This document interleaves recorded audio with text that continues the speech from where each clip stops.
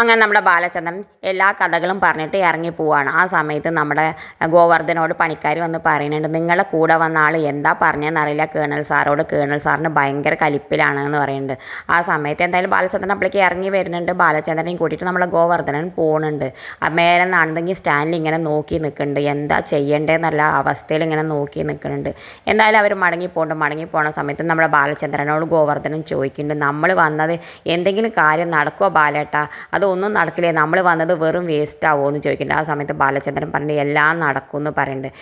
എന്തായാലും അവർ റൂമിലേക്ക് എത്തുന്നുണ്ടൊക്കെ കുളിച്ച് ഫ്രഷ് ആവണ സമയത്ത് നമ്മുടെ ബാലചന്ദ്രൻ ഗോവർദ്ധനോട് എല്ലാം പറഞ്ഞു കൊടുക്കുന്നുണ്ട്. നമ്മുടെ വൈജടിയും സ്റ്റാൻലിയുടെയും കഥ എല്ലാം പറഞ്ഞു കൊടുക്കുന്നുണ്ട്. ആഗ്രയിൽ വെച്ച് സംഭവിച്ചതൊക്കെ പറഞ്ഞു കൊടുക്കുന്നുണ്ട്.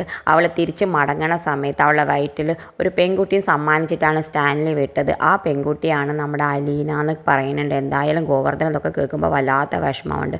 വീട്ടിൽ ചെന്ന് അലീനെ നോക്കുമ്പോൾ അലീനെ കാണുമ്പോൾ അവളെ നോക്കി നിൽക്കുമ്പോഴും വല്ലാത്ത വിഷമം വരുന്നുണ്ട്. ഇത് കാണിച്ചുകൊണ്ടാണ് ഇന്നത്തെ പ്രൊമോ അവസാനിക്കേണ്ടത്. ഇതുപോലുള്ള പ്രൊമോ വിശേഷങ്ങൾ നിങ്ങളുടെ മുന്നിൽ എളുപ്പത്തിലെത്താൻ ഈ ചാനൽ ഒന്ന് സബ്സ്ക്രൈബ് ചെയ്യാൻ മറക്കരുതേ.